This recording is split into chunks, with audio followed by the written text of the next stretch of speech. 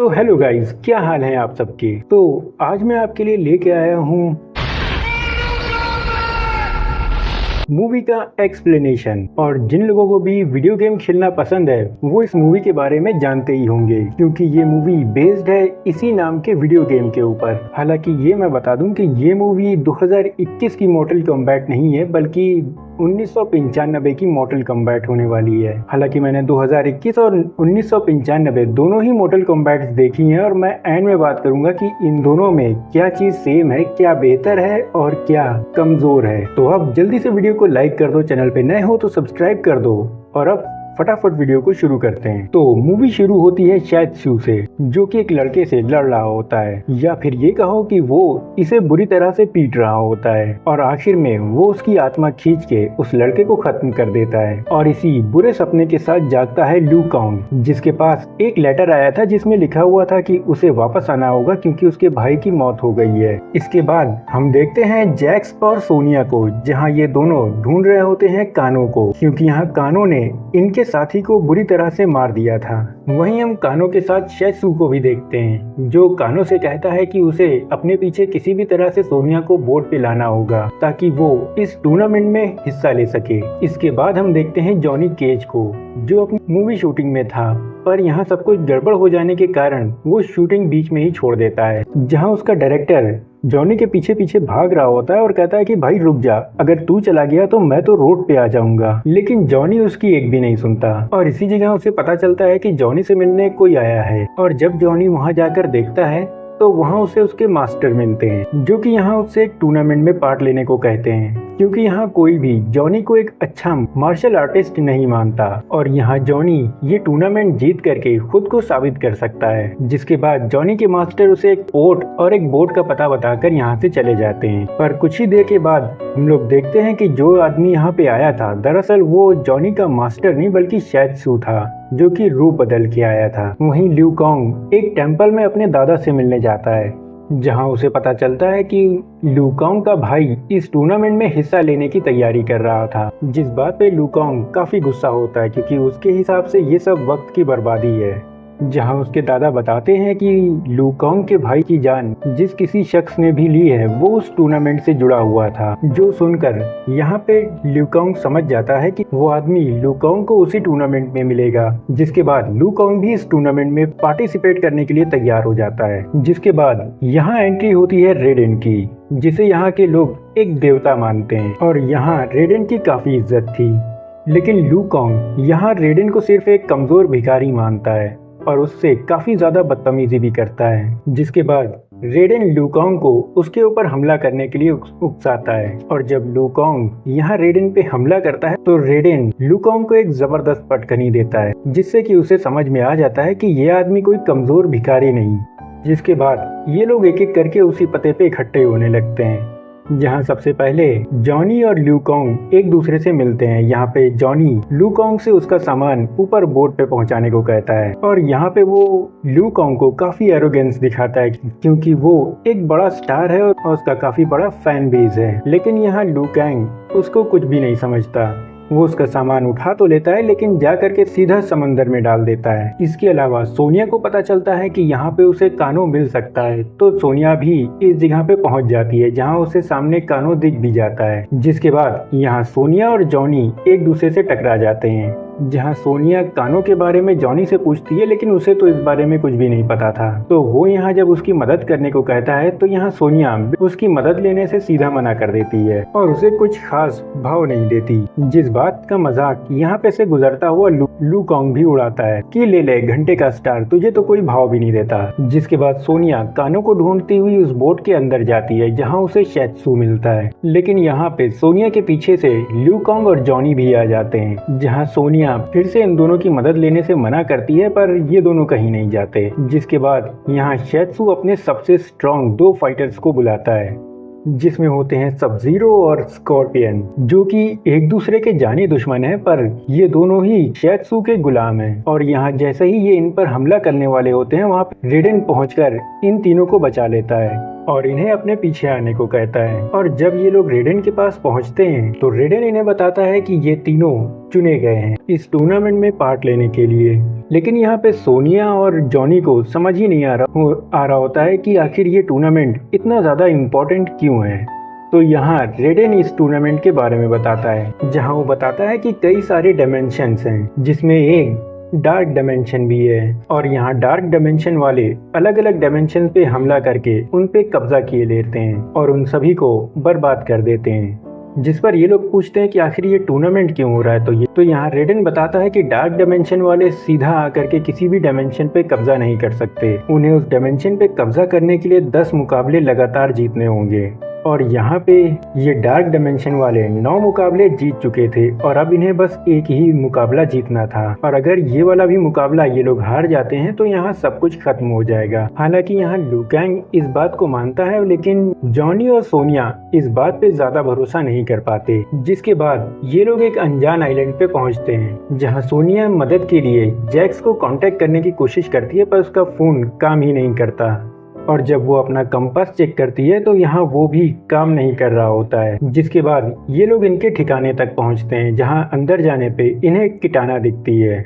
जिसके बाद शैत्सू यहाँ इन तीनों पे नजर रखने को एक क्रीचर से कहता है। जिसके कुछ देर के बाद ये सब खाने पीने के लिए एक जगह पे इकट्ठा होते हैं। लेकिन यहाँ शैत्सू खाने की टेबल हटा करके, यार इतना अच्छा सारा खाना रखा है, ये लोग ये सारा खाना फेंक देते हैं। और ये सारी कुर्सी मेज़ें किनारे करने के बाद यहाँ पे शैत्सू टूर्नामेंट का एक डेमो देता है, जिसमें फाइट में उतरता है सब जीरो और उसके सामने एक रैंडम फाइटर होता है। और यहाँ सब जीरो अपनी फ्रीजिंग पावर का इस्तेमाल करके उस फाइटर के टुकड़े कर देता है, जहाँ इन्हें समझ में आता है कि ये मुकाबला आखिर कितना ज्यादा खतरनाक होने वाला है। जिसके बाद ये तीनों शैत्सू का पीछा करते हैं, जहाँ ये तीनों एक जगह तक पहुँचते हैं और इस जगह इनके सामने होता है कानो, जो कि बैठा खाना खा रहा होता है। उसके सामने कुर्सी पे बैठा होता है गोरो, जिसे देखकर तो जॉनी की हालत पतली हो जाती है। और जब यहाँ कानो शैत्सू की बेइज्जती करता है तो गोरो उठ के खड़ा होता है और कहता है कि कानो ऐसा ना करे, क्योंकि शैत्सू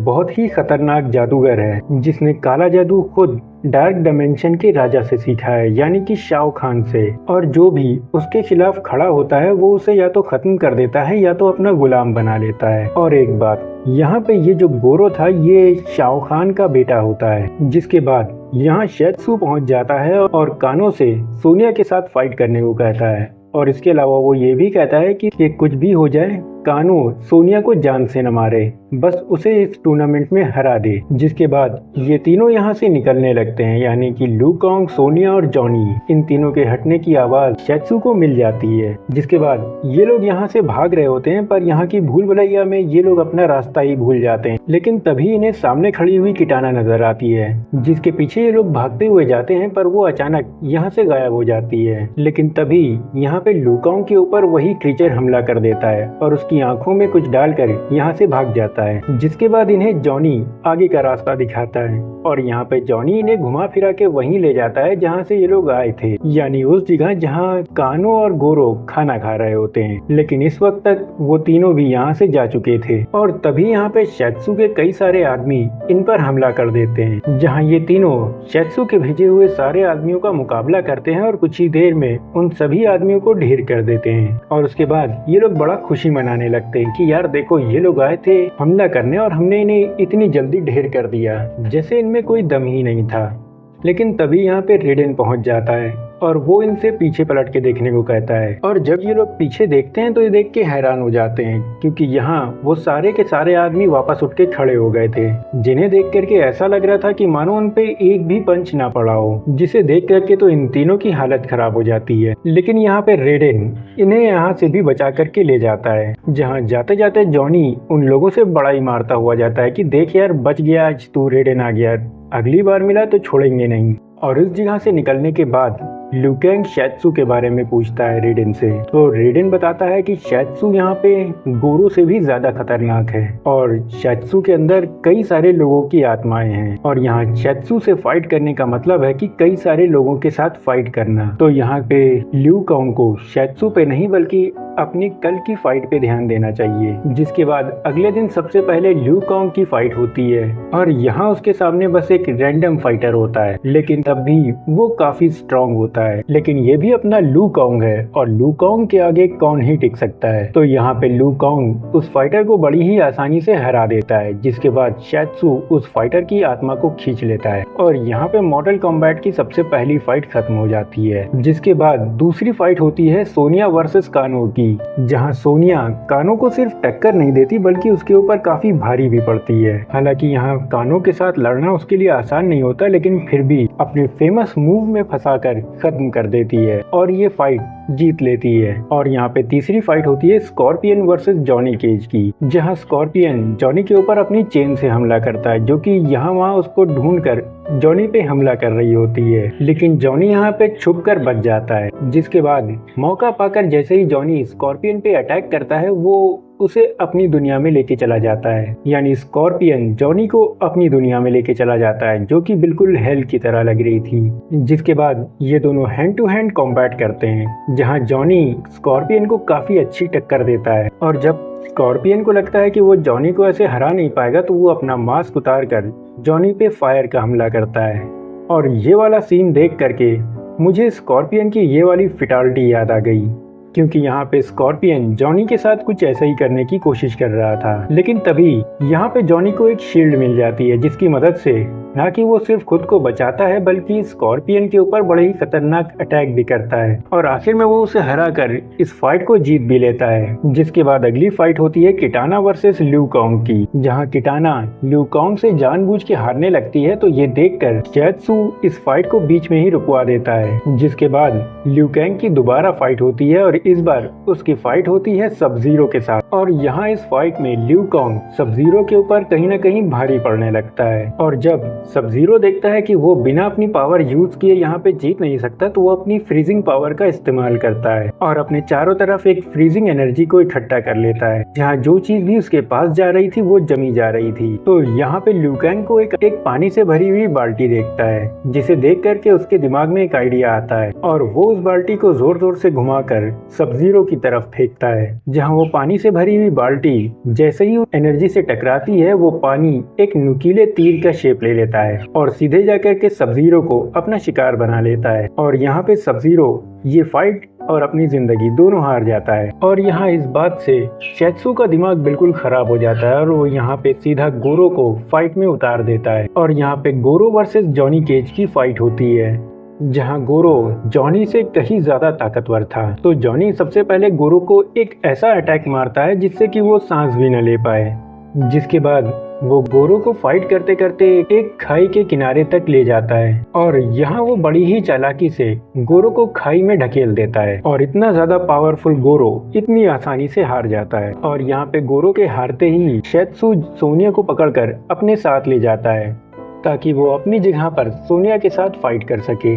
जिसके बाद ल्यू कांग और जॉनी दोनों ही उसके पीछे जाते हैं और ये जगह किसी डीमन वर्ल्ड की तरह लग रही होती है, जहाँ ल्यू कांग को लगता है कि कोई इनका पीछा कर रहा है और यहाँ ल्यू कांग उसी क्रीचर को पकड़ लेता है। और यहाँ जब वो उसे उठाकर दूर फेंकता है तो वो एक वहीं पड़ी किसी और डीमन की बॉडी में चला जाता है। जिसके बाद वो क्रीचर यहाँ रेप्टाइल में बदल जाता है और इस जगह रेप्टाइल जिस तरह से ल्यू कांग की धुलाई करता है वो देखने लायक होती है, जहाँ ल्यू कांग उस पे कोई भी अटैक नहीं कर पा रहा था और ना ही उसके किसी अटैक को डिफेंस कर पा रहा था। लेकिन ये ल्यू कांग है और मोर्टल कॉम्बैट के अंदर ऐसा दिखाया गया है कि ल्यू कांग अपनी फाइट के बीच में ही सीखता रहता है। जिसके बाद यहाँ पे ल्यू कांग फिर से कम बैक करता है और धीरे धीरे यहाँ पे वो रेप्टाइल के ऊपर भारी पड़ने लगता है और रेप्टाइल को यहाँ पे हरा देता है। जिसके बाद यहाँ पे किटाना आती है जो इन्हें आगे का रास्ता दिखाती है, जहाँ वो बताती है कि ये उसी की दुनिया थी और यहाँ जिसे शाओ खान और उसके लोगों ने बर्बाद कर दिया। वहीं हम सोनिया को देखते हैं जिसे कि रस्सियों से बांधा होता है और इस जगह पे शैत्सू अंडरटेकर स्टाइल में एंट्री लेता है।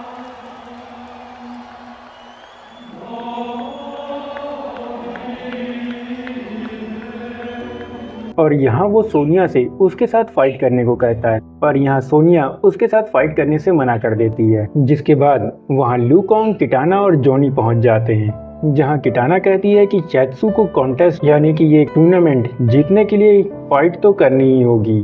तो वो यहाँ पर जॉनी को फाइट के लिए चैलेंज करता है, लेकिन यहाँ पे लू कॉन्ग बीच में आ जाता है और वो चैत्सू को उसके साथ फाइट करने के लिए चैलेंज करता है। और यहाँ पे कोई और चारा ना होने के कारण चैत्सू को वो चैलेंज एक्सेप्ट करना पड़ता है और लू कॉन्ग के साथ फाइट करनी पड़ती है, जहाँ लू कॉन्ग चैत्सू के ऊपर भारी पड़ने लगता है। जिसके बाद चैत्सू अपनी पावर का यूज करता है और यहाँ पे 4 और फाइटर्स को बुला लेता है, लेकिन यहाँ पे लू कॉन्ग उन सभी को ढेर कर देता है। जिसके बाद चैत्सू लू कॉन्ग के भाई का रूप ले लेता है, जहाँ वो लू कॉन्ग को बातों में फंसाकर उलझाता है और वहीं नीचे कई सारे नुकीले कांटे बाहर आने लगते हैं, जिसे देख करके हमें समझ में आ जाता है कि यहाँ पे चैत्सू क्या करने की कोशिश कर रहा है। लेकिन यहाँ पे लू कॉन्ग चैत्सू की चाल को समझ जाता है और यहाँ पे वो चैत्सू को ही उल्टा उन कांटों पे फेंक देता है और यहाँ पर वो उसे उन कांटों पे फेंकने के लिए अपनी फायर की पावर का इस्तेमाल करता है, या फिर कहा जाए फायर फिस्ट का इस्तेमाल करता है। और यहाँ पे चैत्सू के मरते ही कई सारी आत्माएं जिन्हें चैत्सू ने अपने अंदर खींचा था वो सभी की सभी आजाद हो जाती हैं, जिसमें से एक लू कॉन्ग का भाई भी होता है जो कि अब आफ्टर वर्ल्ड में चला जाता है। वहीं चैत्सू के मरने के बाद ये लोग भी टूर्नामेंट जीत गए थे और इन लोगों ने अर्थ को सेव कर लिया था। जिसके बाद ये सारे लोग वापस लौट जाते हैं, जहां टेंपल के सारे लोग इन सभी का वेलकम करते हैं। साथ ही उन लोगों में रेडन भी होता है जो कि इन लोगों की काफी तारीफ करता है। पर तभी यहाँ पे बादल छाने लगते हैं और अचानक से इनके सामने खुद शाओ खान आता है और वो यहाँ पे कहता है कि इस बार तो ये लोग बच गए, लेकिन अगली बार वो खुद इस फाइट में उतरेगा और इस बार वो जीतेगा। जिसके बाद ये मूवी यहीं खत्म हो जाती है। तो गाइज ये थी मॉर्टल कॉम्बैट मूवी की एक्सप्लेनेशन। तो अब चलिए बात कर लेते हैं इस मूवी के बारे में। तो इस मूवी के अंदर हमें कई सारे आइकॉनिक कैरेक्टर्स दिखाए गए हैं, लेकिन उसके अलावा भी जो और कैरेक्टर्स थे वो हमें नहीं देखने को मिले, जैसे Noob Saibot, Night Wolf, Ermac, Smoke, Cyrax. ये सारे के सारे कैरेक्टर्स हमें इस पार्ट में तो देखने को नहीं मिले। शायद हमें इसके अगले पार्ट में ये सारे कैरेक्टर्स दोबारा देखने को मिले। इसके अलावा मैंने कहा था कि मैंने दोनों की दोनों मॉर्टल कॉम्बैट्स देखी हैं, यानी 1995 और 2021 वाली दोनों। और अगर इन दोनों की बात की जाए तो इन दोनों की स्टोरी लगभग सेम है। हालांकि उस मूवी में इस मूवी से कुछ चीजें अलग दिखाई गई हैं। जैसे इस मूवी में ल्यू कॉन्ग कुंगलाओ का बेटा होता है, वहीं 2021 की मॉर्टल कॉम्बैट में कुंगलाओ और लू कैंग भाई होते हैं। इसके अलावा हमें 1995 वाली मूवी में कोई भी फेटैलिटी नहीं देखने को मिली, जबकि 2021 की मॉर्टल कॉम्बैट के अंदर हमें कई सारी फेटैलिटीज देखने को मिली। उसके अलावा फाइटर्स के चुने जाने वाली बात को लेकर के भी काफी कंफ्यूजन थी कि आखिर 1995 वाली मॉर्टल कॉम्बैट में किस तरह से ये फाइटर्स चुने गए, जबकि 2021 की मॉर्टल कॉम्बैट में जिन लोगों के पास भी एक ड्रैगन वाला बर्थ मार्क होता है, सिर्फ वही लोग इस टूर्नामेंट में हिस्सा ले सकते थे, या फिर वो इंसान ले सकता था जो किसी ड्रैगन मार्क वाले आदमी को मार दे, क्योंकि इसके बाद वो ड्रैगन का मार्क उसी आदमी के ऊपर आ जाता था। तो बस गाइस ये वीडियो यहीं तक। आपको ये वीडियो कैसा लगा मुझे कमेंट में जरूर बताना। वीडियो पसंद आया हो तो लाइक करना, चैनल पे नए हो तो सब्सक्राइब जरूर करना। तो अब मैं सुफियान इजाजत चाहता हूँ। Good luck.